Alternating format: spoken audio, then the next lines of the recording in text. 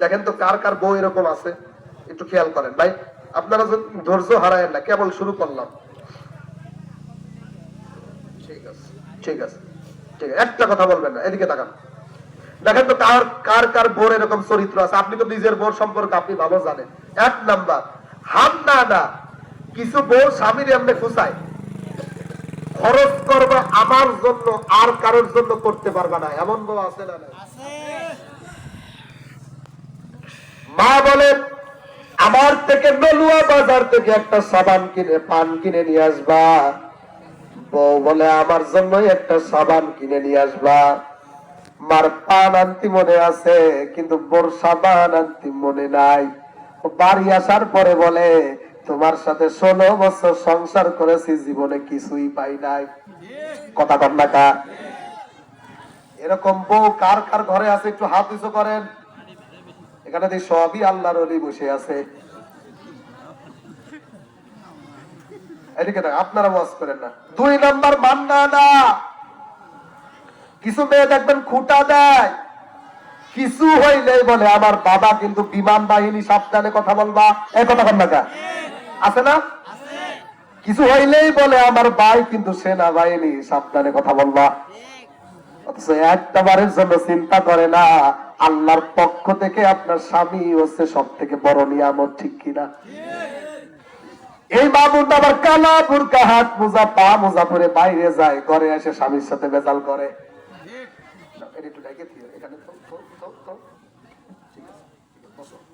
আর ওই যে গেটের কাছে কয়েকটা আল্লাহর ওলি দাঁড়ায় বেজাল করতেছে, ওইগুলো সরাই দাও, এগুলো সরাই দাও।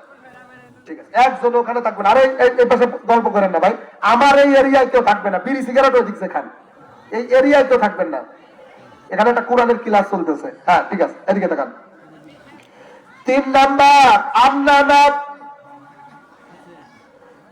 যে সমস্ত মেয়েরা দেখবেন স্বামীর খেদমত করে না, এই যে বুড়া মানুষ সারাদিন মাঠে কাজ করে, বিকাল বেলায় বাড়ি যায়। বাড়ি যাওয়ার পরে বিবিরে বলে ও বিবি 1 গ্লাস পানি দাও।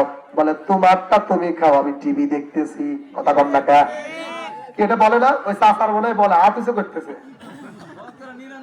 আমি জানি এগুলো করে হুজুর বলে না, কারণ আমি জানি আমি যেখানেই আঘাত মারবো সেখানেই আঘাত লাগবে, যেখানেই তীর মারবো সেখানেই যেয়ে লাগবে। কারণ আমি সমাজ নিয়ে চলে, এই ছোট্ট বয়সে 64টা জেলা মারা হয়ে গেছে। এই যে আমার ছোট্ট একটা ফোন আছে আমার পকেটে, এই ফোনে 2 দিন পর পর 200-250 মেসেজ আছে।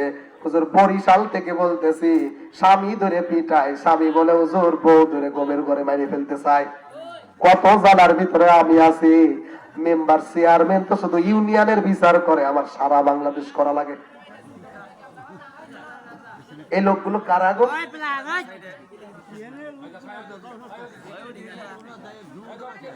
এত গুরুত্বপূর্ণ কিছু কথা, আর এখানে সব সম্মানী ব্যক্তি বসে আছে।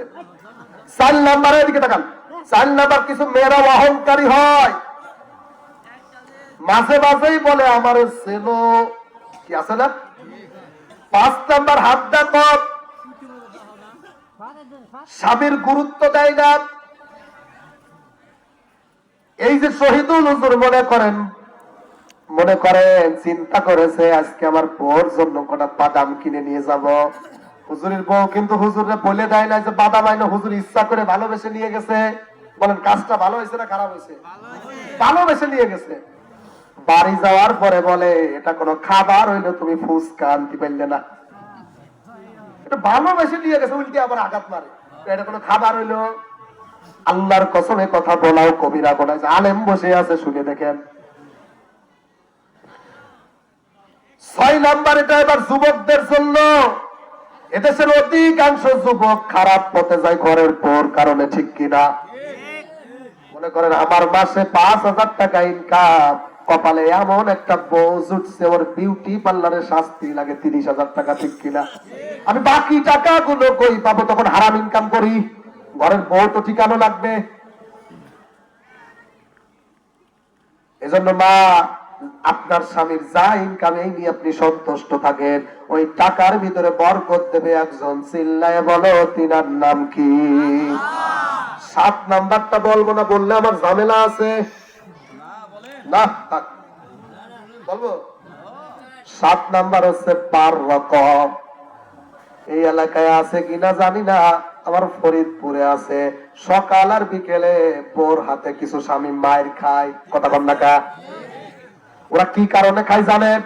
আমি কিতাব পড়ে দেখেছি, এই পৃথিবীতে সব থেকে বেশি মার খেয়েছে বোর হাতে আবু জাহেল। ও যৌতুকের টাকা নেওয়ার কারণে মার খেয়েছে।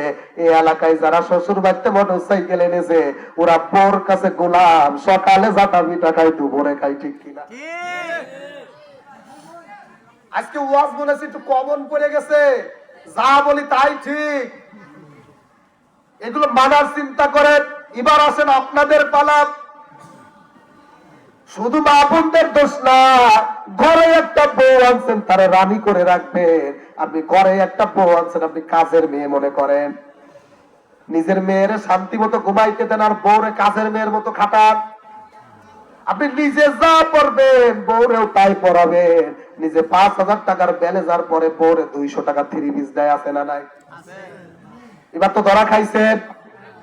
আমি বাইসে গেছি, কারণ আমার এক এক সেট পাঞ্জাবি বানাইতে 7-8 হাজার টাকা খরচ হয়। পাকিস্তানি কাপড় এগুলা যদি আমার বানায় পরা লাগতো, আমার কি ঝামেলা হইতো বলেন? এই যে কাপড়টা পরে আছে, মাত্র 2 দিন আগে আমার বউ এটা বানায় দিয়েছে নিজে টাকা গুছায়। আমার এই যে টুপিটা পরে আছি, এটা আমার টুপি না, কুষ্টিয়ার মুফতি আমির হামজা ভাইয়ের মাথার টুপি এটা। এই যে ফোন দেখতে পারতেছেন, এটার দাম 53,000 টাকা বাংলাদেশের। হতে আর এক প্রবাসী আমার এটা কিনে দিয়েছে। এইগুলো যদি আমার কিনতি হইতো, বলেন আমার অবস্থা কি হইতো? এজন্য আমি বলতেছি, বউকে রানী করে রাখবেন। ঘরের বউ সে কালা হোক আর ফর্সা হোক, বউরে রানী করে রাখবেন। এখানে আর একটা কথা না বললে হক আদায় হবে না। আপনার এলাকায় আছে কিনা আমি জানি না, এলাকায় অনেক সন্তান আছে, বাবা মার মনে কষ্ট দেয়, আছে না নাই? মাত্র আধা ঘন্টা সময় আছে, আমি চাইতেছি আমার দিকে তাকান। আপনি চোখে পানি ধরে রাখতে পারবেন না। আমি গত বছর গাজীপুর বৃদ্ধাশ্রমে গিয়েছিলাম, এক বুড়িমা আমারে ধরে বলতেছে, হুজুর আমার 2টা সন্তান, 2টাই MBBS ডাক্তার, তা তুমি কেন বৃদ্ধাশ্রমে না? বলে হুজুর, ওই যে ছেলের বৌমা গুলো বলেছে, আমার বৌমা গুলো বলেছে যে বুড়িমা যদি তোর ঘরে থাকে, তোদের ভাত আমি খাবো না, ডিভোর্স দিয়ে চলে যাব।